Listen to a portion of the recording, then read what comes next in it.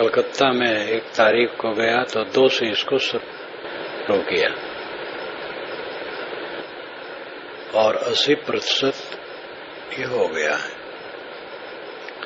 20% बाकी है, वो भी हो रहा है। अष्टावक्र गीता ऐसी पुस्तक है जिसमें किसी बात की मुरव्वत नहीं और वो सामान्य के लिए नहीं, अंतिम के लिए। सामान्य को भी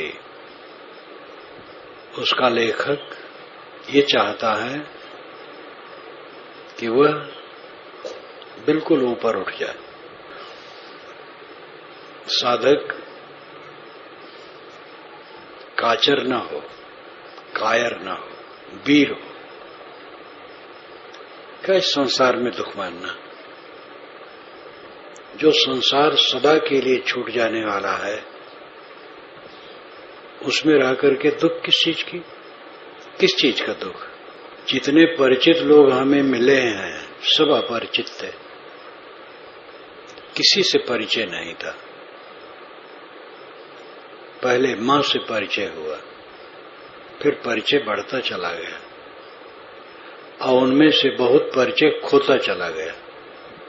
जो कुछ है सब छूट जाने वाला है, तो यहां दुखी होने की क्या जरूरत है? दुखी होना कायरता है। दुनिया के सभी संत यही उपदेश किए हैं, तुम दुखी न हो। अभी अभी मैंने एक मंत्र का, एक श्लोक का भाष्य किया। अक्षयम गत्संतामम आत्मानम पश्यतो मुने। मुनि मननशील किसको देखता है हरदम? अक्षयम गत संतापम आत्मानम। आत्मा अक्षय है, गत संताप है, उसमें कोई संताप नहीं है। पश्यतो मुने, मुनि उसी का ध्यान करता, ख्याल करता, स्मरण करता है। दुनिया के कूड़े कचड़े का ख्याल नहीं करता है। शरीर व्यवहार है, व्यवहार करता है, विवेक से सेवा करता है, श्रम करता है, लेकिन वो दुनियादारी का ख्याल नहीं करता है। क्या मिला, क्या छूटा, किसने क्या मेरे लिए कहा, क्या हुआ, ये सब ख्याल नहीं करता है। निरंतर संताप रहित अक्षय आत्मा का ख्याल करता है। प्रसिद्ध गीता में बहुत बातें हैं। अष्टावक्र गीता में एक ही बात है, वैराग्य। मुक्त हो जाओ, इसी समय मुक्त रहो। कर्म के लिए उन्होंने कहा है, मूढ़ आदमी निवृत्त होकर के प्रवृत्त रहता है, विवेकवान प्रवृत्त होकर निवृत्त रहता है। ये भी उन्होंने रास्ता दिखाया है जो वास्तविकता है। कोई हाथ पैर बटोर करके बैठ जाए तो निवृत्त हो जाएगा? अंदर अंदर द्वंद्व उसको जलाता रहेगा। और जो विवेकवान है, शरीर से मेहनत करते हुए, सेवा का काम करते हुए भी शांत रहेगा। शरीर से श्रम की तो बड़ी जरूरत है। तो अष्टावक्र गीता केवल एक वैराग्य और मुक्त हो जाने की बात कहती है और किसी प्रकार कोई शाखा प्रशाखा इसमें नहीं है, एक ही बात है। अब इन लोगों का सिद्धांत दोष जो है, अंत में जड़ चेतन एक मान लेना और उसी के प्रभाव में कहीं निर्लिप्त बात की गंध है, वो दूषण है, उसको छोड़ देता हूं। जैसे विवेक चूड़ामणि पर किया, उसी ढंग से इसको ही कर रहा हूं। थोड़ा इसको ठंडी में कहा था, लेकिन शुरू से अब इसको पूरा शुरू से कहने की बात है, पूरा के तो कुछ ठिकाना नहीं। कथम ज्ञान मवापनोति, कथम मुक्तिर भविष्यति वैराग्यम च कथम प्राप्तम एतद् ब्रूहि मम प्रभो। कथम कैसे, ज्ञानम अवाप्नोति, अवाप्नोति का अर्थ है प्राप्त होना। स्वरूप ज्ञान कैसे प्राप्त हो? शिष्य पूछता है गुरुदेव से, हे गुरुदेव स्वरूप ज्ञान कैसे प्राप्त हो? कथम मुक्तिर भविष्यति, कथम मुक्ति भविष्यति। मुक्तिर पदच्छेद में हो जाएगा मुक्ति ही। मुक्ति कैसे होगी? कथम मुक्ति भविष्यति वैराग्यम च कथम प्राप्तम, कैसे वैराग प्राप्त होगा? एतद् ब्रूहि, एतद् इतनी बात, ब्रूहि कहिए, मम मेरे लिए, प्रभो गुरुदेव, हे गुरुदेव मुझे बताइए आत्मज्ञान कैसे होगा और विषयों से अखंड वैराग कैसे होगा और मोक्ष कैसे होगा? मुक्तिम इच्छस्य चेतात विषयान विश्वत त्यज क्षमा आर्यो दया तो सत्यम पीयूषवत भज। इसके श्लोक बहुत सरल है। अष्टावक्र के विषय में महाभारत में आता है। कौड़ ऋषि के पुत्र थे। कहानी है जब वे गर्भ में थे तो उनके पिता वेद मंत्र का पाठ कर रहे थे तो अशुद्ध हो रहा था, तो गर्भ से ही बोले कि जब आप स्वयं अशुद्ध पाठ करते हैं तो विद्यार्थियों को क्या पढ़ाएंगे। तो उनको बड़ा क्रोध हुआ, ये बच्चा अंधेरे में रह करके इतना अहंकारी है, तो कहा जा तू 8 अंगों से टेढ़ हो जा। अब ये सब तो बकवास एक कहानी है। जब वे पैदा हुए, कुछ बड़े हुए, पिता के विषय में पूछे, माता ने कहा कि बेटा तुम्हारे पिता जनक की सभा में शास्त्रार्थ में गए थे तो वहां एक पंडित था, जिसको हराता था उसको पानी में डुबा देता था, मार देता था। तुम्हारे पिता हार गए तो पानी में डुबा दिए गए। तो अष्टावक्र जी कहे अच्छा मैं जाता हूं। तो जनक की सभा में गए, मिथिला देश की यात्रा उन्होंने की और पहुंच करके उसको ललकारा और उसको हराया और उसको पानी में डुबा के मारा। ये कहानी है। कुछ लोग लिखते हैं कि उद्दालक के वो संबंधी थे। उद्दालक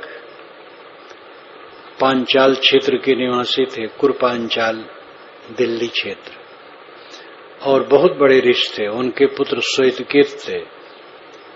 तत्तमस श्वेतकेतो अपने पुत्र के लिए तत्तमस का उन्होंने उपदेश किया था, जो जगत के लिए उपदेश हो गया। और बहुत विनम्र ऋषि थे।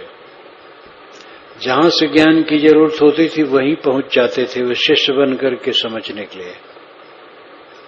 उद्दालक का काल उपनिषद का है। उपनिषद की भाषा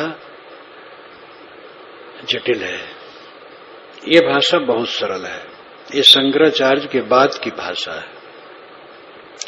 इसलिए किसी ने लिखा है, अष्टावक्र नाम रखा है, और जिसने लिखा है वो वैराग्यवान था। मुक्तिम इच्छस चेत तात, चेत तात, तात प्रिय चेत यदि, अप्रिय यदि तुम्हें मुक्तिम इच्छसी, मुक्त की इच्छा है तो विषयान विषवत त्यज, विषयों को विष के समान छोड़ दो। शरीर जब तक है तब तक देखना है, सुनना है, छूना है, खाना है, सूंघना है, 5 विषयों का उपयोग करना पड़ता है। विवेक पूर्वक इसका उपयोग करो, इसमें कहीं मोह पूर्वक न करो। जीवन गुजर करो सादे ढंग से, सरल ढंग से, और जो दूषित है उसको छोड़ो। अंडा मांस मछली न खाओ, उत्तेजक पदार्थ न खाओ, और खाने में संतुलन सदैव रखो, ज्यादा कभी न खाओ। कम खाने का तो उपदेश नहीं देना पड़ता है, ये कम न खाओ। लोग तो ऐसे खाते खाते ज्यादा खाते हैं, ज्यादा न खाओ ये कहना पड़ता है। संतुलित खाओ। शरीर का स्पर्श उसकी शुद्धि के लिए करो। संवेदनशील अंगों का स्पर्श धोने इत्यादि के लिए करो और कभी न करो। और इसी प्रकार जिस स्पर्श से विकारी भावना उत्पन्न हो, स्पर्श कभी न करो। रूप, ऐसा रूप न देखो जिससे मन खराब हो। काम भोग से बिल्कुल ऊपर उठ जाओ, मन वाणी कर्म से। विषयों का विष के समान परित्याग। विष अगर भोजन में है, कोई बताए परोसे और कहे इसमें विष है, तो भोजन करने वाला तुरंत उठ जाएगा। ऐसे ही विषयों के प्रति हमें घृणा होनी चाहिए, विष के समान त्याग। और करना क्या चाहिए? क्षमा, आर्जव, दया, संतोष, सत्य। पीयूषवत भज, पीयूष अमृत वत समान भज, स्वीकार कर। क्षमा, क्षमा अंग धारण करो। मुक्ति चाहते हो तो क्षमा अंग धारण करो। आपके लिए कोई कुछ कह दिया है, उसका बैर बांधे हो, उससे दुश्मनी मन ही मन में रखे हो, तो कभी मोक्ष नहीं पाओगे।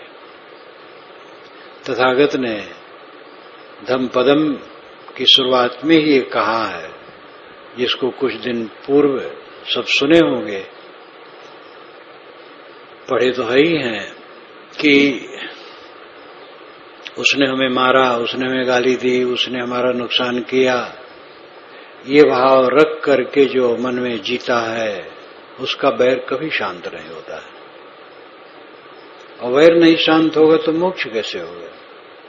इसलिए पूरी क्षमा रखो।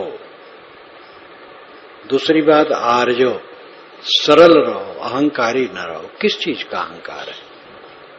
अहंकार और मूर्खता एक बात है।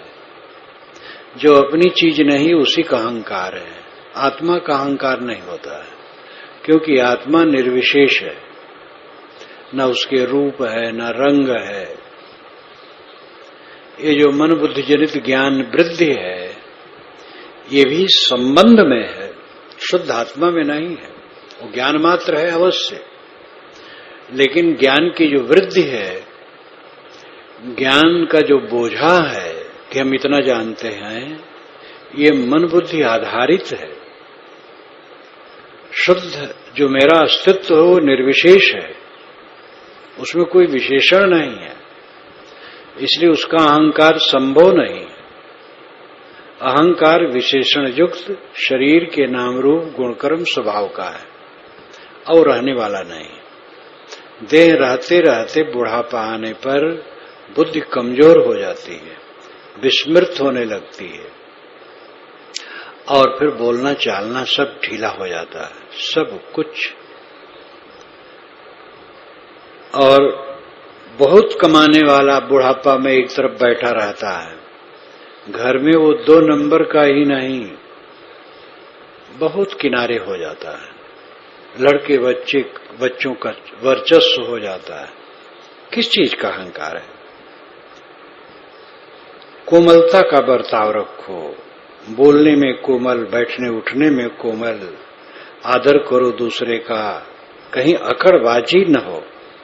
आर्जो, दया, दया भाव रखो, किसी को पीड़ा देने का न सोचो, दया भाव। और संतोष, जो प्राप्त हो उतने में संतुष्ट रहो। सत्यम, और सत्य का आचरण करो, सत्य बोलो, सत्य भाव रखो, सत्य का बोध प्राप्त करो, सत्य भावना रखो, सदैव सत्य में रहो। पीयूषवत भज, क्षमा, सरलता, दया, संतोष, इनको अमृत के समान स्वीकारो। भजना, स्वीकारना, चुनाव करना, मनन करना, चिंतन करना, फिर भजकार, त्याग भी होता है, त्याग देना, लेकिन यहां त्याग नहीं है, यहां स्वीकार है। कितने शब्द हैं जो बिल्कुल विरोधी अर्थ वाले होते हैं, भिन्न स्थान पर उसके बिल्कुल विरोधी अर्थ लगते हैं। तो भज का भी इसमें ऐसा ही है। भज विभाजन करना, छोड़ देना, त्याग देना भी होता है। भज चुनाव करना, ग्रहण करना, मनन करना, सेवा करना। भज का तो मुख्य अर्थ है सेवा करना, यहां अर्थ है चुनाव करना, स्मरण करना। जीवन इन चारों सद्गुणों से ओतप्रोत हो, मुक्ति चाहते हो तो। क्षमा रखना, कोमल भाव रखना, दया भाव रखना, संतोष रखना, सत्य, 5 गुण है। क्षमा, सरलता, दया, संतोष, सत्य। ये कितना व्यवहारिक है। वैराग्य कहीं आकाश में थोड़े तैरता है। वैराग्य केवल बतकही नहीं है, जीवन की पूरी पवित्रता वैराग का समुच्चय। खाली कोई नंगा हो जाए या खाने पीने में कड़ा हो जाए, थोड़ा मोड़ा खाए, 2-4 दिन न खाया करे, पेड़ के नीचे बैठा रहे, ये वैराग की पहचान नहीं, ये तितिक्षा की पहचान है। और बहुत तितिक्षा में अहंकार भी बढ़ता है, इसलिए मध्य रास्ता अच्छा है। बुद्ध जब थक गए थे कठोर तप से, तभी मध्य रास्ता अपनाए। कबीर साहब ने तो पहले ही से मध्य कहा। उनका तो ऐसा कुछ है, ऐसा अद्भुत उनका अस्तित्व था कि सब कुछ शुरू से ही व्यवस्थित लगता है। तो क्षमा भाव, सरलता भाव, दया भाव, संतोष भाव, सत्य भाव, ये 5 सद्गुण जीवन के एकदम व्यवहारिक पक्ष है। इनके बिना वैराग्य नहीं होगा। जो चिड़चिड़ भड़बड़ हरदम करता रहेगा, क्रोधी रहेगा, असंतुष्ट रहेगा, अतृप्त रहेगा, क्रूर रहेगा, झूठ का आश्रय लेगा, बदला लेने की भावना रखेगा, क्या वैराग है? वैराग तो मृत्यु दशा है। तो उसमें तो ये सद्गुण अपने आप सब फल जाते हैं। न पृथ्वी, न जलम, न अग्निर्न वायुर्द्योर्न व भवान येषां साक्षिणम् आत्मानं चिद्रूपम विद्धि मुक्तये। भवान, आप, तुम, ज्यादा आपके लिए भवान कहते हैं। भवान, आप, अप्रष्टा, तुम पृथ्वी नहीं हो, न पृथ्वी, न जलम, न जल हो, न अग्निर, न अग्नि, न तो अग्नि हो, वायु, देव, न वायु, वायु नहीं हो, देव नाम आकाश नहीं हो। येषाम साक्षिणम, येषाम, इन सबके, साक्षिणम, तुम साक्षी हो, देखने वाले हो, जानने वाले हो। आत्मानम, आत्मा हो। चिद्रूपम विद्य, आत्मा को चिद्रूप, चैतन्य रूप विद्य नाम जान। तुम ये समझो कि तुम मिट्टी नहीं हो, पानी नहीं हो, आग नहीं हो, हवा नहीं हो, आकाश नहीं हो, किंतु चैतन्य आत्मा हो और सबके साक्षी हो, ये जानो। फिर मुक्त हो। मुक्ति के लिए तुम पूछे थे, तो मैंने बताया कि भाई व्यवहार ठीक रखो। पहले बताया कि विषयों को विष के समान त्याग दो। उसके पश्चात क्षमाशील रहो और सरल रहो, दयावान रहो, संतोषी रहो और सत्यपरायण रहो। फिर और बोध के लिए समझो, तुम पृथ्वी नहीं हो, जल नहीं हो, आग नहीं हो, हवा नहीं हो, आकाश नहीं हो, तुम तो सबके साक्षी हो और चेतन आत्मा हो। इस भाव में अगर रहते हो तो सब समय मुक्त हो। अनात्म वस्तुओं की अस्वीकृति और अपने निर्विशेष आत्म स्वरूप की स्मृति, यही मोक्ष है। एक की अस्वीकृति, एक की स्वीकृति, ये बोध हो वैराग की दशा है। वैराग की दशा है अस्वीकृति, बोध की दशा है स्वीकृति। देह से लेकर के समस्त विश्व ब्रह्मांड अस्वीकृत, ये मैं नहीं हूं, मैं इन सब का साक्षी चेतन हूं, ये स्वीकृति। ये अस्वीकृति और स्वीकृति अगर हो गई बस मुक्त हो। अब एक बार की अस्वीकृत स्वीकृत में काम चलने वाला नहीं है, जीवन भर की धारणा बने, और तब धारणा बनेगी जब मन का उबड़ खाबड़ सब छील करके फेंक दोगे। ये जो भयंकर शत्रु अपने में है, काम, क्रोध, लोभ, मोह, ये विवश कर देते हैं। काम, कामना, और कामना से फिर क्रोध और लोभ, फिर ईर्ष्या, द्वेष, फिर कटवचन, फिर उसकी श्रृंखला कहां तक जाएगी, कोई सीमा नहीं। ये दुश्मन जो छिपे हैं, इनसे सतत सावधान। इनको रगड़ करके फेंक दो, तब वो दशा आएगी। यहां एकदम पारखी दृष्टि के अनुसार सब चल रहा है, पृथ्वी जल वायु कुछ नहीं हो, लेकिन ये लोग कहते हैं सर्वम विश्वम आत्मानम, सारा विश्व आत्मा ही है, ये सारा संसार मेरा ही स्वरूप है। जल, पृथ्वी, अग्नि, वायु, ये मुझसे अलग कहां है। स्वामी परागानंद बहुत अच्छे संत थे, विनम्र, निर्मल। हम वो बैठे थे बहराइच जिला में, शिवपुर गांव के बाहर आश्रम पर सत्संग आयोजन था, सुबह का टाइम था, ठंड महीना। बातचीत करने लगे, एक तृण उठाए, कहे ये तृण है, मैं आत्मा हूं, लेकिन दोनों एक ही है। मैं कुछ नहीं कहा, सरल संत थे। अब जो उनकी धारणा थी बीच में बोल दिए तो क्या छेड़ो, चुप रहा। अब ऐसे वो पढ़ाए गए हैं, एक तरफ पढ़ाया जाता है सब मैं नहीं हूं, फिर कहा जाता है सब मैं हूं। ये घपलेबाजी है। पारखी एक बात कहता है, ये जड़ पदार्थ में नहीं हूं, बस, फिर वो मिलाता नहीं। यही पारक का लक्षण है, यही विशेषता है पारक। यदि देहम पृथक कृत्य चित विश्रम्य तिष्ठसि अधनेव सुखी शांतो बंध मुक्तो भविष्यसि। गुरु कहते ऐ शिष्य, यदि देहम पृथक कृत्य, यदि देह को पृथक कर दो, विचार से समझो कि ये पृथक है।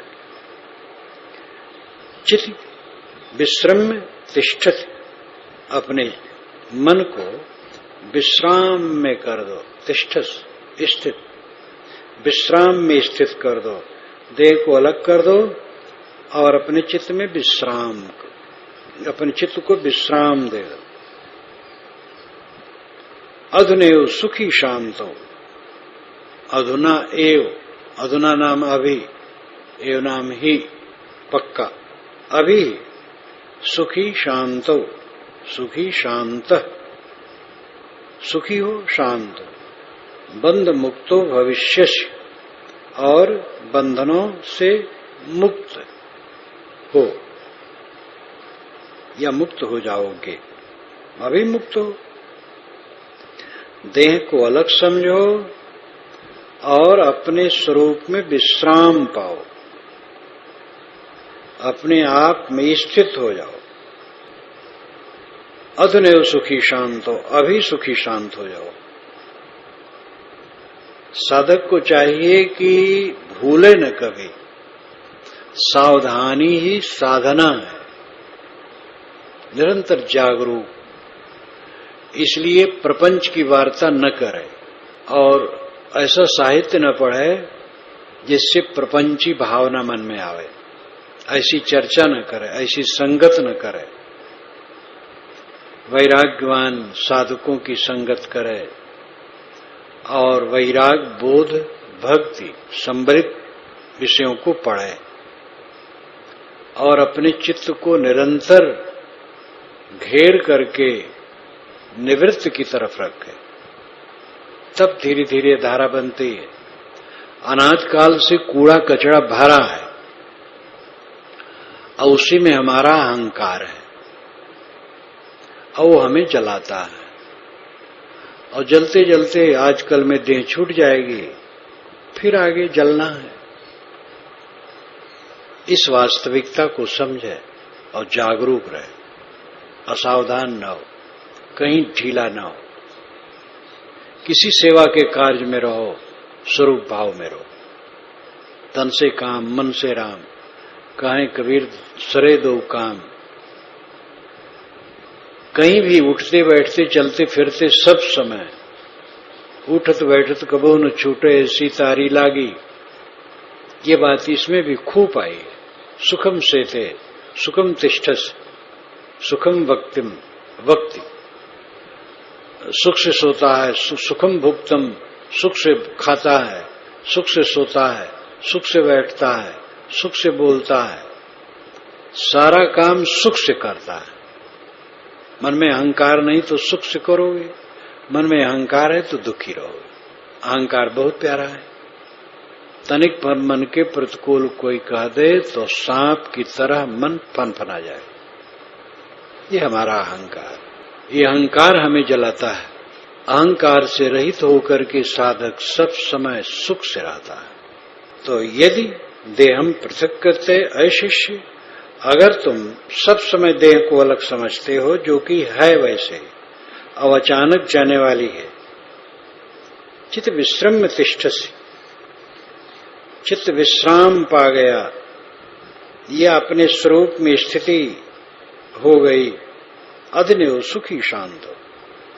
अधुना एव, अभी ही तुम सुखी हो और शांत हो और बंध मुक्तो भविष्यसि, बंधनों से मुक्त हो। अभी मुक्त हो, आगे मुक्त रहोगे। इसका व्यवहारिक पक्ष यही है कि जब से जागो और सो न जाओ, इसके बीच में कभी दुखी न रहो। इसी बीच में साधना करने का अधिकार है, सपने में नहीं, सुसुप्ति में नहीं। बराबर अभ्यास बढ़ते बढ़ते सपना भी वैसे हो जाता है और सपना ऐसा क्षीण हो जाता है कि जागने पर सपने का प्राय ख्याल भी नहीं रहता। शुद्ध स्वस्थ मन का ही लक्षण है। बहुत सपने का विवरण, बहुत सपना आना, वो सब मन की कमजोरी का फल है।